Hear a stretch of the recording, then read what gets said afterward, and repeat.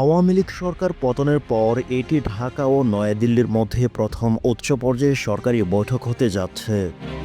পররাষ্ট্র দপ্তরের এই আলোচনায় বাংলাদেশের পররাষ্ট্র সচিব জসিমউদ্দিন এবং ভারতীয় পররাষ্ট্র সচিব বিক্রম মিস্ত্রি নেতৃত্ব দেবেন বলে একজন পররাষ্ট্র মন্ত্রণালয়ের কর্মকর্তা নিশ্চিত করেন।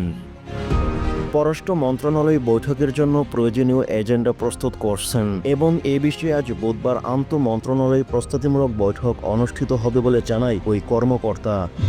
বৈঠকে বিদ্যমান চুক্তি ও সমঝোতা স্মারক এবং আগের বৈঠকে নেওয়া সিদ্ধান্তগুলোর অগ্রগতি নিয়ে আলোচনা করা হবে। আওয়ামী লীগ সরকার পতনের পর ভারত বাংলাদেশের সম্পর্ক কিছুটা টানাপোড়েনের মধ্যে রয়েছে, বিশেষ করে ভারতের পক্ষ থেকে সাবেক প্রধানমন্ত্রী শেখ হাসিনাকে আশ্রয় দেওয়ার ঘটনা।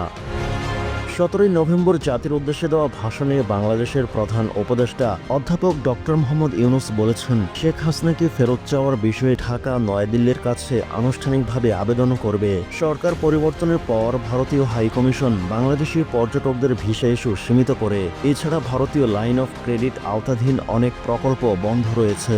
টিম টিআরসি হৃদয়ে ধারণ করে বাংলাদেশ, দ্য রিয়েল কনসালটেশন, স্বচ্ছ ভ্যাট আইনে দক্ষ ন্যায্য ভ্যাট প্রদানে। কারণ ভারতীয় ঠিকাদাররা নিরাপত্তাজনিতের উদ্বেগের কারণে বাংলাদেশে ফিরে আসেননি।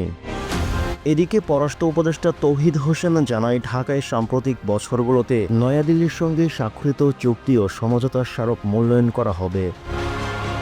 অস্থায়ী সরকারের উপদেষ্টারা উল্লেখ করেন, ভারতীয় কিছু গণমাধ্যম বাংলাদেশের সংখ্যালঘুদের উপর হামলার ঘটনা অতিরঞ্জিতভাবে উপস্থাপন করে, যা দ্বিপাক্ষিক সম্পর্কের জন্য ইতিবাচক নয়।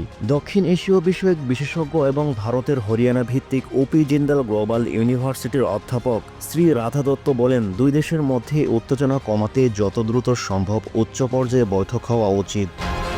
বাংলাদেশের পররাষ্ট্র উপদেষ্টা তৌহিদ হোসেন এবং ভারতের পররাষ্ট্রমন্ত্রী এস জয়শঙ্কর সেপ্টেম্বরে জাতিসংঘ সাধারণ পরিষদের সাইডলাইনে সাক্ষাৎ করেন। তবে প্রধান উপদেষ্টা অধ্যাপক মোহাম্মদ ইউনূস এবং ভারতের প্রধানমন্ত্রী নরেন্দ্র মোদীর বৈঠক তখন তাদের নিউ ইয়র্কে অবস্থান না মেলার কারণে সম্ভব হয়নি।